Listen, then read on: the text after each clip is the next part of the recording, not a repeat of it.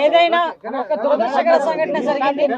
ఎందుకంటే కొన్ని లక్షలాది మంది ప్రజలు ఈ రోజు వైకుంఠ ఏకాదశిన దేవదేవుడు వెంకటేశ్వర స్వామిని అందరూ కూడా దర్శించుకుందామని, అతని ఆశీర్వాదం తీసుకుందామని దూర దూర ప్రాంతాల నుంచి మిగతా రాష్ట్రాల నుంచి కూడా ఈ రోజు భక్తులు చాలా మంది ఇక్కడికి రావడం జరిగింది. అదే విషయం ఏంటంటే ఇది చాలా దురదృష్టకర సంఘటన. ఎందుకంటే టీటీడీ ఈసారి లక్షలాది మంది ప్రజలు వస్తారని సంగతి తెలిసి చాలా ఏర్పాట్లు కూడా చేస్తున్నారు. ఈ టీటీడీ చేసిన ఏర్పాట్లని, ప్రభుత్వం చేసిన ఏర్పాట్లని కూడా నిన్న ఉదయమే చాలా మంది భక్తులు కూడా కొనియాడిన సందర్భాన్ని కూడా ఈ సందర్భంగా గుర్తు చేయాలి. నిజంగా ఒక దురదృష్టం.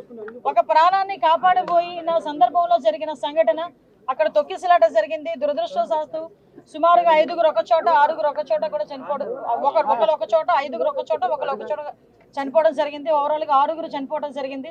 ఆ 6గురిలోని కూడా ఎక్కువ మంది మన విశాఖపట్నం ప్రజలు వాసులు కూడా ఉండటం నిజంగా చాలా బాధాకరం. ఈ సంఘటన జరిగిన వెంటనే ఇమీడియట్ గా గౌరవ చంద్రబాబు నాయుడు గారు ముఖ్యమంత్రి వర్యులకి ఈ విషయం తెలియటం, వెంటనే హుటాహుటిని ఇక్కడ ఉన్న ఎస్పీ గారితోని అదేవిధంగా కలెక్టర్ గారితోని కూడా ఏం జరిగింది అని చెప్పి ఆరా తీసి ఇమీడియట్ గా టీటీడీ ఈవో అధికారులు అందరితోని కూడా ఒక మీటింగ్ ఏర్పాటు చేసుకొని ఇమీడియట్ గా అక్కడ ఏం జరిగింది అన్న సంగతి కూడా తెలుసుకోవడం జరిగింది. ఇంకా ఫర్దర్ గా జరగకుండా, ఎటువంటి ప్రాణ నష్టం జరగకుండా అక్కడ గాయపడిన ప్రతి ఒక్కరిని కూడా ఆసుపత్రికి తరలించి మెరుగైన వైద్యం అందించే వరకు కూడా మీరు అక్కడే ఉండాలని చెప్పి వాళ్ళందరికీ కూడా ఆదేశాలు ఇవ్వడం జరిగింది. తర్వాత ఎటువంటి ప్రాణ నష్టం కూడా జరగలేదు. ఈరోజు చాలా మంది గాయపడిన వాళ్ళు కూడా ఇంట్లోకి డిశ్చార్జ్ అయ్యి ఇంట్లోకి వెళ్ళిపోయిన సందర్భం కూడా ఉంది. ఇంకొంతమంది ఇప్పుడు హాస్పిటల్లో కూడా కొంతమంది ఉన్నారు. చనిపోయిన వాళ్ళందరికీ కూడా ప్రాణాన్ని తిరిగి తీసుకురాలేము, కానీ కంపల్సరీగా కుటుంబానికి ఆదుకోవాలని చెప్పి ఇతర రాష్ట్ర ప్రజలకి కూడా ఈ రోజు కాంపెన్సేషన్ అనేది అనౌన్స్ చేయడం జరిగింది. ఎందుకంటే ఎవరైనా భక్తులందరూ కూడా ఇక్కడికి రావడం జరిగింది కాబట్టి ఇక్కడ గవర్నమెంట్ ఈ రోజు బాధ్యత తీసుకుని వాళ్ళందరికీ కూడా కాంపెన్సేషన్ ఇవ్వడమే కాదు, వాళ్ళని ఎంత గౌరవంగా ఇక్కడ నుంచి మళ్ళీ ఆ ప్రాంతాలకి పంపించి ఆ దహన సంస్కారాలు జరిగే కార్యక్రమం వరకు కూడా చూసుకోమని ఈ రోజు గవర్నమెంట్ కూడా ఆదేశాలు ఇవ్వడం జరిగింది. ఎవరైతే ఇందాక మీరు అన్నారు కొన్న సమన్వయ లోపమా, లేకపోతే ఏదైనా పోలీస్ వైఫల్యమా, లేకపోతే అడ్మినిస్ట్రేషన్ వైఫల్యమా, ఏది అన్నది చాలా క్లియర్ గా సీసీ కెమెరాస్ ప్రతి చోట ఉన్నాయి. మీకు తెలుసు, ప్రతి చోట ఉన్న సీసీ కెమెరాలో ఏం జరిగింది అన్నది కూడా మేము అధ్యయనం చేసుకుంటాం. ప్రతి ఒక్కటి కూడా ఎంక్వైరీ జరుగుతుంది. ఇప్పటికే ఒక ప్రాథమిక నివేదిక అన్నది ఎస్పీ గారు, కలెక్టర్ గారు కలిపి ఈ రోజు ముఖ్యమంత్రి గారికి మాకు కూడా అందజేస్తున్నారు. బాధ్యతలు ఎవరైనా కూడా బాధ్యత రహితంగా పనిచేస్తే వాళ్ళ మీద ఎట్టి పరిస్థితుల్లో కూడా చర్యలు ఉంటాయి. కంపల్సరీగా ప్రభుత్వపరమైన చర్యలు ఉంటాయి. అందులో కూడా వెనకాడే పరిస్థితి లేదు. ఫర్దర్గా ఇటువంటి సంఘటనలు జరగకుండా చూసుకునే బాధ్యత కూడా తీసుకుంటాం. ఎప్పుడు లేని విధంగా ఎప్పుడు ప్రతిసారి వస్తూనే ఉంటారు లక్షలాది మంది ప్రజలు. ఇంకా చాలా ఎక్కువ మంది వచ్చారు. దానికి తగ్గట్టుగానే ఈ రోజు అన్ని ఏర్పాట్లు కూడా చేసుకున్నాం. దయచేసి ప్రజలందరూ కూడా, ముఖ్యంగా ప్రతిపక్షాల వాళ్ళు, ప్రజలు అందరూ కూడా అర్థం చేసుకోవాల్సిన విషయం ఏంటంటే ఇది ఒక దురదృష్టకరమైన యాక్సిడెంట్ సంఘటన జరిగింది. దీనికి ఫర్దర్ గా జరగకుండా బాధ్యత కూడా మేము గవర్నమెంట్ తీసుకుంటాం. ఇప్పటి వరకు జరిగిన దాన్ని కూడా చింతిస్తున్నాం. దానికి కూడా బాధ్యత వహిస్తూనే ఈ రోజు ఆ కుటుంబాన్ని అందరికీ కూడా ఎక్స్గ్రేషియా ప్రకటించి ఆ కుటుంబానికి మేము అండగా, అంటే మళ్ళీ చెప్తున్నా, పోయిన ప్రాణాన్ని ఎవరు తిరిగి తీసుకురాలేరు, కానీ కుటుంబానికి అండగా ఉండే బాధ్యత కూడా గవర్నమెంట్ తీసుకుంటుంది. ప్రతి ఒక్కరు కూడా అర్థం చేసుకోవాల్సిందిగా, భక్తులందరూ కూడా సమన్వయం చేసుకోవాల్సిందిగా అందరినీ కూడా కోరుకుంటున్నా. లక్షలాది మంది ప్రజలు వస్తారు, అందరూ వైకుంఠ ఏకాదశిని దర్శనం చేసుకుందాం అనుకుంటారు. టీటీడీ కూడా ప్రకటించింది 9 రోజులు కూడా ఉత్తర ద్వార దర్శనం ఇస్తామని చెప్పి టీటీడీ కూడా ప్రకటించడం జరిగింది. ఆ నేపథ్యంలోనే ప్రజలందరికీ కూడా టోకెన్లు ఇవ్వాలని ఒక మంచి ఉద్దేశంతో పనిచేసిన ఒక చిన్న పొరపాటు అయితే, దురదృష్టకర సంఘటన ఇది, యాక్సిడెంట్ ఇది. కాబట్టి ప్రజలందరూ కూడా అర్థం చేసుకోవాల్సిందిగా కోరుకుంటున్నారు. అండ్ చంద్రబాబు నాయుడు ఆయన లెగ్ మహత్యం ఏంటో కానీ ఆయన ఎప్పుడు అధికారంలోకి వస్తే అప్పుడు ఈ రాష్ట్రంలో మనం ఎన్నో చావులు చూడాల్సి వస్తుంది. గతంలో గోదావరి పుష్కరాలు ఈయన పబ్లిసిటీ పిచ్చి వల్ల ఇలాగే గేట్లు తెరిచి జనాలు తోసుకొని ఒకరి మీద ఒకరు పడి 29 మంది చనిపోయారు. మొన్న ముఖ్యమంత్రి అయిన వెంటనే ఈయన నిర్లక్ష్యం వల్ల, ఈయన వైఫల్యం వల్ల దాదాపుగా విజయవాడ వరదల్లో 60 మందికి పైగా చనిపోయారు. మళ్ళీ ఈరోజు చిత్తూరు జిల్లా కుప్పంలో ఉండగానే 6, 7, 8 ఉండి పోలీసులందరినీ తిప్పుకొని ప్రజల్ని గాలికి వదిలేశారు. మానిటరింగ్ లేదు.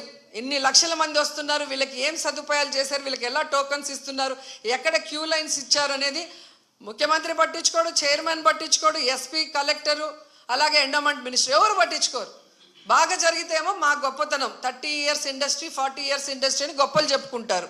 లేదు అంటే గత ప్రభుత్వ వైఫల్యం లేదా అఫీషియల్స్ వైఫల్యం అని ఎప్పుడు ఎవరో ఒకరి మీద దుమ్మెత్తి తప్పించుకోవాలన్న ప్రయత్నం చేస్తున్నారు. ఆ చనిపోవటానికి కారణమైన ఈ ప్రభుత్వాన్ని, పాలక మండలిని నిలదీసి వాళ్ళ మీద క్రిమినల్ కేసులు పెట్టేంత వరకు మరి ధర్నా చేయండి. ఎందుకు మాట్లాడట్లేదు? అలాగే మీరు మొన్న చూస్తే అసలు లడ్డూలో కల్తీ జరగకపోయినా వీళ్ళు చెప్పిన అబద్ధాన్ని వీళ్ళ కూటమి ప్రభుత్వంలో ఉన్న బీజేపీ మాధవీలత గారు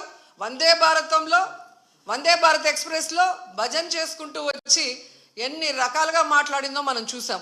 నిజంగా మీకు దేవుడి మీద భక్తి ఉంటే, భక్తుల మీద ప్రేమ అభిమానం ఉంటే, ఈరోజు 6 మంది ఎవరి వల్ల అయితే చనిపోయారో ఈ ప్రభుత్వాన్ని నిలదీయండి. ఈ ప్రభుత్వంలో ఎవరెవరు ఈ చావుకు కారణమయ్యారో వాళ్ళందరి మీద మోడీ గారికి చెప్పి క్రిమినల్ కేసులు పట్టించండి. అంతేగాని ఈరోజు మీరు పూసుకొని మీరు చేస్తే మాత్రం అది కరెక్టు, వేరే వాళ్ళు చేస్తే తప్పు అన్నట్టుగా దొంగ మాటలు చెప్తూ ఎవరి మీద దుమ్మెత్తి పోయాలనుకుంటే ప్రజలు అన్నీ గమనిస్తున్నారు. అండ్ ఈరోజు మీరు చూస్తే మోడీ గారికి కూడా మేము విన్నవించుకుంటున్నాం. మీకు భక్తి ఎక్కువ ఉంది కాబట్టి ఈరోజు తిరుమలలో జరిగింది పూర్తిగా చంద్రబాబు నాయుడు గారి ఫెయిల్యూర్, ఆయన నియమించిన అఫీషియల్స్ పాలక మండలి ఫెయిల్యూర్. సో వీరందరి మీద విచారణ జరిపించి దీనికి ఎవరెవరి నిర్లక్ష్యం కారణమో వాళ్ళందరి మీద క్రిమినల్ కేసులు వేసి వీళ్ళందరినీ లోపల పెట్టాలి. ముందు వీళ్ళందరితో రాజీనామా చేయించాలని కూడా డిమాండ్ చేస్తున్నాం. ఇక హోంమంత్రి గారు ఉన్నారు, ఎప్పుడు ప్రెస్ మీట్ పెట్టి ఎవరి మీద దుమ్మెత్తిపోద్దామా, ఎవరిని మాట్లాడదామా అనుకుంటున్నారే తప్ప వీళ్ళు వచ్చిన తర్వాత ఈ రాష్ట్రంలో లా అండ్ ఆర్డర్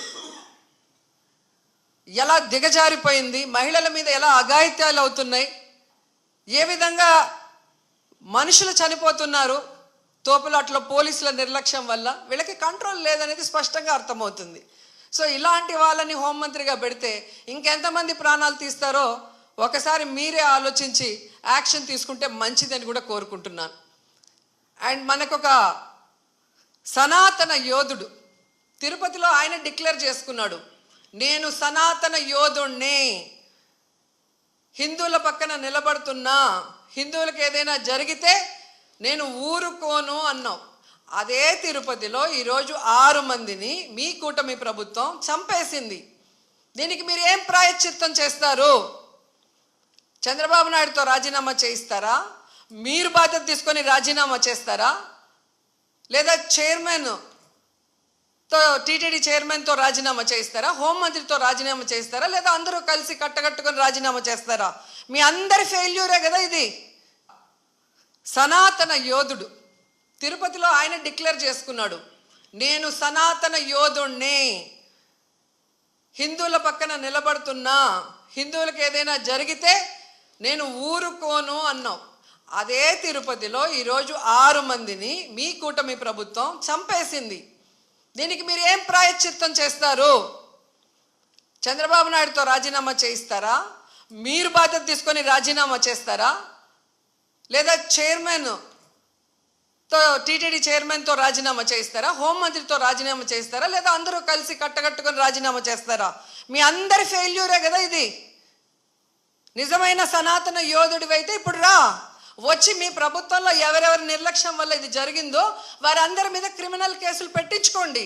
అంతేగాని ప్రమాదవశాత్తు జరిగిందని 194 BNSS పెట్టేసి చేతులు దులిపేసుకోవాలంటే మాత్రం వదిలే ప్రసక్తే లేదు అని కూడా ఈ సందర్భంగా తెలియజేసుకుంటున్నా.